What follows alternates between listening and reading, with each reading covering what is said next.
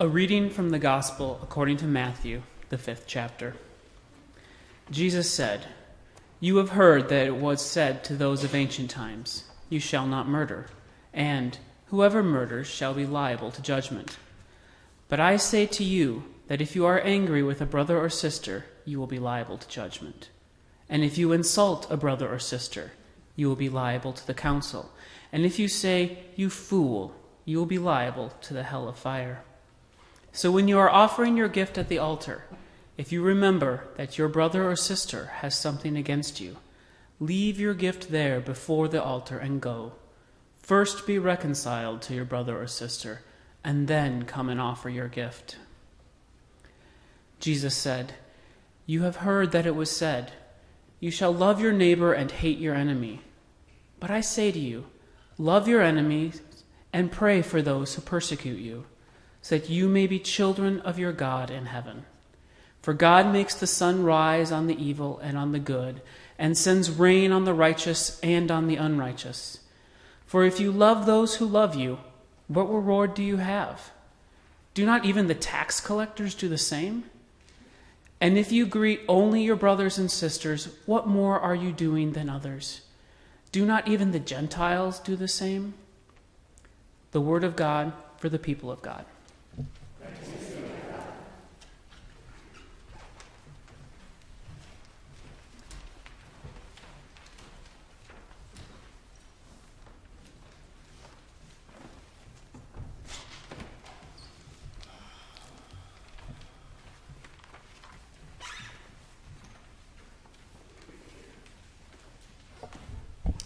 There's no school tomorrow, no U.S. mail delivery, libraries, government offices, and banks will be closed. And you all know why. It's a national holiday to commemorate the life and legacy of the Reverend Dr. Martin Luther King Jr. Now, I've preached a number of sermons on the Sunday of MLK weekend. I've preached about King's background and his spiritual formation. I've also gone back to King's own writings, to the primary sources. From this pulpit, I have read aloud long segments of his sermons and also large portions of the letter from Birmingham jail. This year, I decided to zero in on one of King's foundational tenets during the Civil Rights Movement, one of his theological convictions, namely nonviolent action. Notice I did not say nonviolence. Nonviolence is indeed essential to King's prophetic leadership, but it's only half of what he was about. The other half is action. The living, doing, being, sitting, marching, protesting, writing, praying, agitating, defying, working through nonviolence to effect positive social change. Nonviolent action.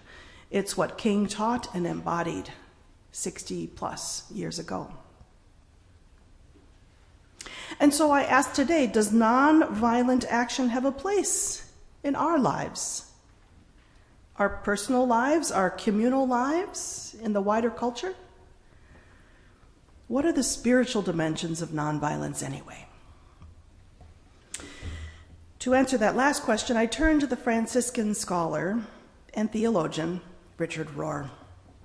Here's what he has to say about the spiritual foundations of nonviolence as taught by MLK. Rohr writes this: "Part of the genius of Martin Luther King Jr., inspired by the teachings of Jesus and Gandhi, was that he was able to show people that violence was not only immoral, but also impractical, and finally, futile." Got it? Immoral, impractical, futile. Rohr continues, "In the long run, violence does not achieve its stated purposes because it only deepens the bitterness on both sides. It leaves both sides in an endless and impossible cycle that cannot be stopped by itself. Instead, some neutralizing force must be inserted from the outside to stop the cycle of violence and point us in a new direction." King would insist that true nonviolent practice is founded on spiritual seeing. He took it as self-evident that nonviolence was impossible without an infusion of agape love from God and our reliance upon that infusion. King defined agape love as willingness to serve without the desire for reciprocation, willingness to suffer without the desire for retaliation, and willingness to reconcile without the desire for domination. This is clearly a divine love that the small self cannot achieve on its own. The words of Richard Rohr. Willingness to serve without the desire for reciprocation, willingness to suffer without the desire for retaliation, and willingness to reconcile without the desire for domination. Such an ethic may take a lifetime to fully achieve and cultivate. Those who live out this kind of agape love are among the most spiritually mature. Most of us will likely move back and forth, up and down these ways of being. We will live the agape love of God at times, but fall far short at others. For instance, I may find it easy to serve without any desire for reciprocation. On the other hand, I may find it tough to reconcile without the other person agreeing that I'm right. And so what do? Friends, we turn to the Bible. We seek out its truths. Jesus said, "Love your enemies and pray for those who persecute you. For if you love those who love you, what reward do you have? Do not even the tax collectors do the same? And if you greet only your brothers and sisters, what more are you doing than others?" Loving the lovable, that is easy. But resisting the impulse to lash out, not choosing the way of violence, physical, emotional, verbal, spiritual violence, that is hard. Of course, various branches of Christianity have put nonviolence at the center of their way of being. Think of the Mennonites, and the Quakers, and the Amish. Again, I turn to the work of Richard Rohr. He wrote a journal article about MLK, and he listed out 6 principles of MLK's nonviolence, and here they are. Now, they're short, and they are dense, so I will read them slowly, and hang with me. 1, nonviolence is a way of strength and not a way for cowards. It is not a lack of power which allows us to be nonviolent, but in fact the discovery of a different kind of power. It is a choice, not a resignation. It is a spirituality, not just a tactic. 2, the goal of nonviolence is always winning the friendship and the understanding of the supposed opponent, not their humiliation or personal defeat. It must be done to eventually facilitate the process of reconciliation, and we ourselves must be willing to pay the price for that reconciliation. 3, the opponent must not be seen so much as an evil person, but as a symbol of a much greater systemic evil of which they are also a victim.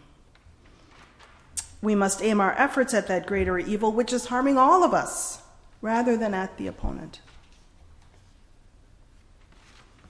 4, there is a moral power in voluntarily suffering for others. We call it the myth of redemptive suffering, whereas almost all of history is based on the opposite, the myth of redemptive violence. The lie that almost everybody believes is that suffering can be stopped by increasing the opponent's suffering. It works only in the short run. In the long run, that suffering is still out there and will somehow have to work its way out in the next generation and the next generation and through the lives of its victims.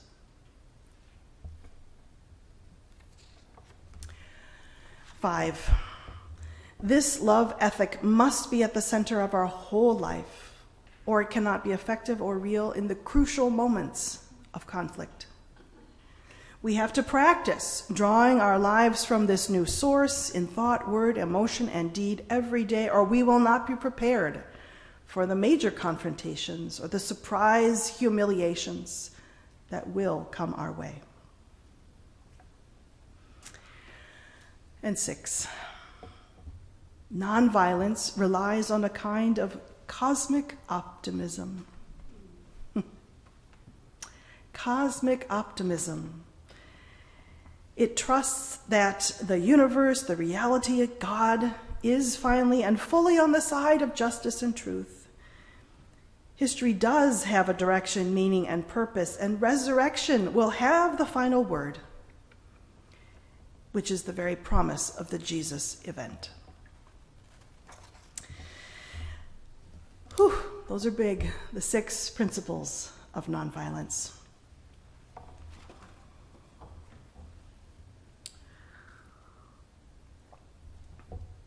So that's the first half. What about the second part? Action. What about that? I am part of a small UCC clergy group, and we meet once a month. Now, this group had met together for several years prior to my joining, but one person retired and another moved out of state, so this past fall they invited me to join their clergy clutch. It's me and T. Michael Rock from Robbinsdale Parkway UCC, Adam Blondes from McAllister Plymouth United Church, Sarah Campbell from Mayflower UCC in Minneapolis, Jane McBride from First Congregational of Minneapolis. All 5 of us have been around for a while. We are seasoned clergy, and there is a high level of trust and respect among us. At our most recent gathering, Sarah Campbell talked about gearing up her congregation at Mayflower for direct action vis-a-vis the Minnesota State Legislature this session. She spoke eloquently about the urgent need for progressive Christians to make time for public action and civic engagement in order to positively impact our neighborhoods, our city, our state, our planet. Conversation then ensued among us about prioritizing the way of Jesus in arenas beyond our church buildings and leveraging our substantial power and influence for the common good.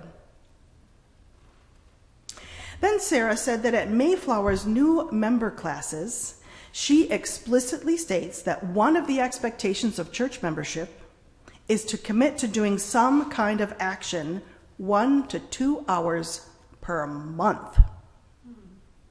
How about that? Now, Mayflower UCC has a different culture and history than us here at SAP UCC. And Pastor Sarah views the church first and foremost as a movement for social justice, and her role as pastor as lead organizer.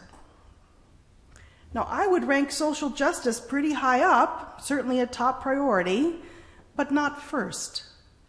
And I do not think of church above all as a movement. Still, being with my clergy colleagues reminded me that part of my job as pastor is not only to gently invite you to take action, but to prod you and challenge you and press you and urge you. My job is to create opportunities for us to leverage our power together as progressive Christians, and then to cheer each other on as we take those leaps of faith. You can do the thing you think you cannot do. I've seen it happen here again and again. And that is called spiritual growth.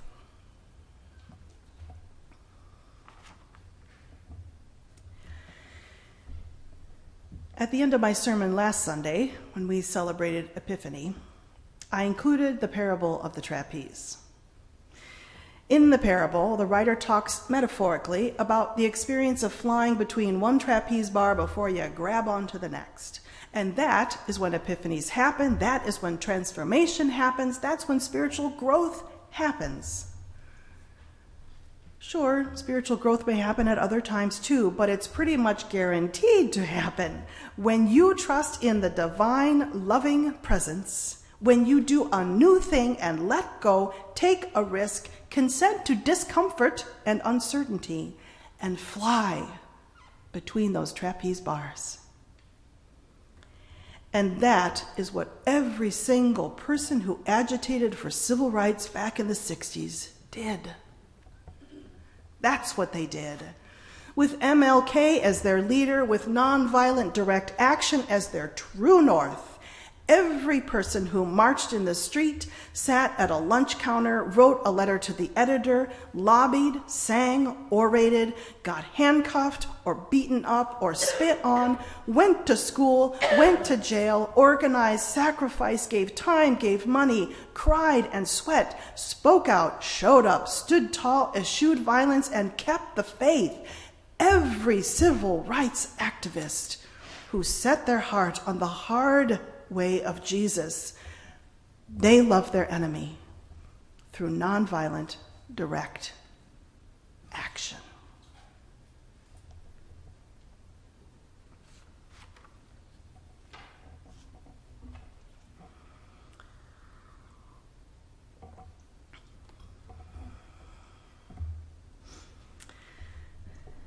I close with a little story. It's a true story. David Hartsoe is an American, a Quaker, a peace activist, and a white man. In 1960, the year 1960, he was just 20 years old, and he took part in a lunch counter sit-in protesting segregation in Arlington, Virginia. And here is how he tells his story. Love your enemies, do good to those who hate you.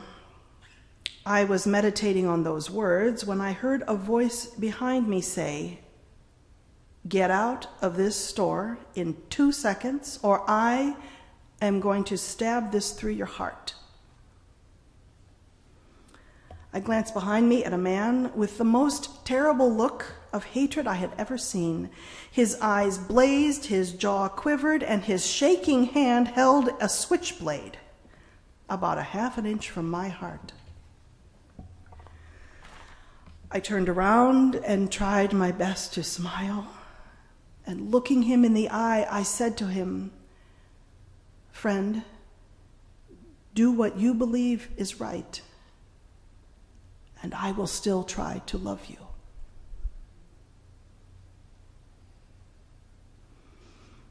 The man's jaw and his hands dropped, and miraculously he turned away and walked out of the store. That was the most powerful experience of my 20 years of life. It confirmed my belief in the power of love, the power of goodness, the power of God working through us to overcome hatred and violence. I had a profound sense that nonviolence really works. At that moment, nonviolence became much more than a philosophical idea or a tactic. It became the way I wanted to relate to other human beings. It became a way of life, a way of working for change. My response had touched something in my accuser. He had seen me as an enemy, but through my response, I believe I became a human being to him. And the humanity in each of us touched.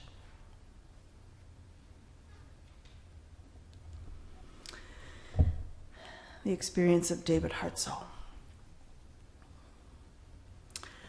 And so, I ask you, in the year 2023, are you going to move from theory to practice? Are you going to do it or not? How many nonviolent direct actions efforts are you going to not just consider, but actually do? Will you take the risk? Are you going to consent to discomfort and uncertainty and find where it leads? Here at St. Anthony Park, UCC, we will make you aware of opportunities and invite you to take part, and you may learn of other opportunities on your own. But I'm asking, are you going to commit to one all year? Maybe two? Maybe more? As I said last Sunday, Epiphany is a season of trusting God, hurtling through the void, and learning how to fly. It's a season when the Magi show us how to be savvy and brave and generous. It's a season when Jesus shows us how to love our enemies. And it's a season when MLK shows us how to harness the power of nonviolent direct action for the good of humanity. Are you going to say yes? Because if not now, when?